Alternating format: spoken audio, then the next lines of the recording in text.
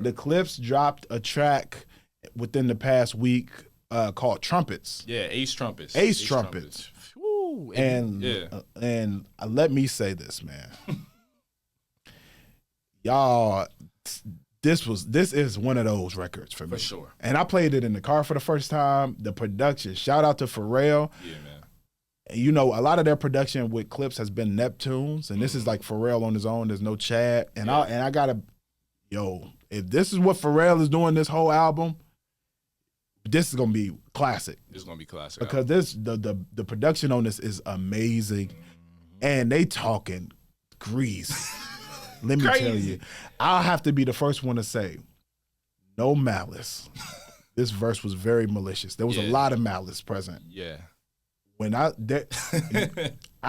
his verse is crazy. It's crazy. He is talking. Number one, I've never heard a verse start off with Pini Vaca. I've never actually heard nobody say the name of that pasta out loud. I've only seen it on menus. I've never heard Pine Vaca. The fact that you started a verse like that. Already on. And then the lines, the bars and no malice. And mind you, Push went crazy to start off. He did. But Malice, it was different. It was different. When I was listening to the different bars on there, it was I was like, oh no, he still got it. Yeah, bro. He still got it. Never leave the house without my piece. Like I'm a hot tub. Like he was just talking crazy. He was talking crazy. Yeah, there was a lot of lines in there. Never turn the other cheek. You'll die at the Oscars. I don't know how Will Smith and them caught a stray, but wild. Yo, listen, bro. Wild. And his cadence, the flow. And then he kept it the whole verse. The whole time. Because I was like, he ain't keeping this up. Like, nah. No. Oh, he got another bar. And like, bro, it was an assault, bro. Like, he just kept hitting us with, like, you know what I mean? And No Malice reminds me, I don't know if this is, I'm going to try to, like, correlate this. He reminds me of Phife Dawg, not in, like, style, not in, like, he reminds me of Phife Dawg of A Tribe Called Quest, for those that don't know, because he's just one of those underappreciated MCs because we haven't heard him in the same way we heard Push, obviously. Right. You know what I mean? We didn't hear him as much as a solo artist, like how we did Push. Push held it down as a solo artist for a while, as Q-Tip did. And no, that's a great comparison, actually. Yeah, he reminded me of Phife in that way, dog. Yeah, and he doesn't necessarily, people don't revere him in the same way just because he didn't have all of the solo projects from him. Exactly. But let me tell you, I said this when we reviewed one of their albums before, I've always gravitated to his verses. Like they always both been nice, but for me, like a lot of times his verses would stand out to me just because he would add in a little consciousness in it. He would. And I would hear it and be like, oh, okay, he's talking different, especially the last couple albums. So no, this is one of those ones. What did you think when you first heard it? Yo, I thought this was like, because I was listening to Lord Willin' like 2 weeks ago.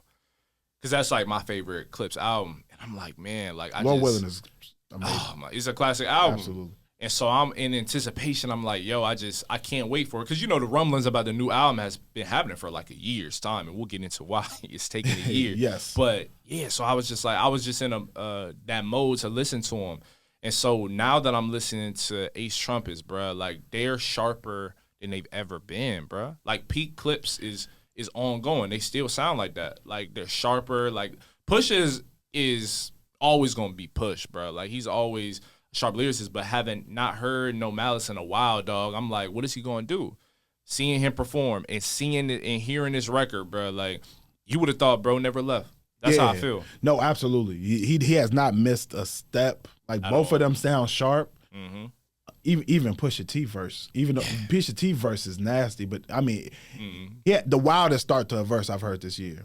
Yellow Diamonds Look Like PP is nasty. It's crazy word. It's a nasty way to start a verse. Disgusting, actually. But he continued to go crazy after that too. Like to me, their sound just has aged so well. It has, bro. Like it still sounds fresh. It still sounds like. Yeah, man, I don't know. The way that they are able, it's not even always what they're saying, it's how they word things. Yeah. It's just amazing, bro. Like I said, I've never heard pina alla vodka in the song. I want to go request some at a restaurant. Yo, for after sure. hearing that. You gotta do it in that cadence. Too, in that pina alla vodka. Like, yo, no. This is one of those ones. Like this, I've played this multiple times since it's released in the car, just because it's hard. I'm willing to make a prediction. This is gonna be. I don't care what the Grammys say. I don't care about none of that. This is already a contender for Album of the Year. Oh, absolutely. I heard one song from it, bro. The production on that song alone, even the chorus of how it drops out, like, it's just, And apparently they did some fly stuff. They recorded it in, in the Louis Vuitton studio in Paris. It's something crazy. Like, who even knew Louis Vuitton had a studio? Like, come on. Yeah. It was different levels. And so how do you feel, because you mentioned it, how do you feel with Chad not being a part of this album process? It's just Pharrell. You know what I mean? So for me, I never was able to differentiate who did what. Yeah. Like when they were putting out records as the Neptunes, like, I've never really been able to differentiate who was responsible for what sounds. And collectives like that, you really don't. You don't know who pushed what button, who brought in what instrument. But since then, I know Pharrell has gotten some criticism on some of his hip hop production in the last few years, as people thinking he fell off. But for me, Pharrell is one of those people who always can pull a number because he's so creative. I feel like you could never count out somebody who is that creative and innovative because they're always going to push boundaries, and when it hits, it's gonna hit. Like, and I think Pharrell is one of those. So I never knew truly what role Chad and Pharrell played separately. Yeah. But I know Pharrell on his own productions have always gone crazy. So that's what I'm saying. I feel like him alone, like, cause I've heard him on Push's album. What's the one with numbers on the board? I'm forgetting the album title, but like it was a 2013 album. But anyway, like just hearing just Pharrell alone, bro, he can compile hits by himself. You know what I mean? So that's never been a question. As far as differentiating, we can never know because we're not in the studio. But I feel like the weirder. Like the weirder sounds, experimentation. I think that's Chad. I do too, and sometimes we don't need that.